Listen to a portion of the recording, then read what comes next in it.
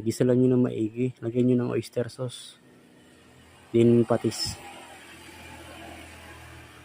Ayan guys. Saka paminta.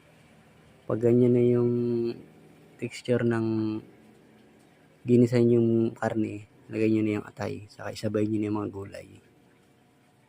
Then mix nyo lang. Mag-add kayo ng pork cubes, sili. Ayan guys.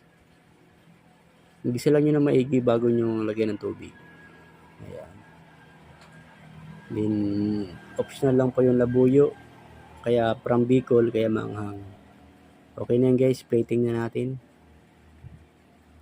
Ayan guys, ang pork igado ng Bicol. Kaya kung napanood nyo tong video na to, huwag nyo naman kalimutan mag-follow, like, comment and share para updated kayo sa mga ina-upload ko araw-araw. Thank you guys!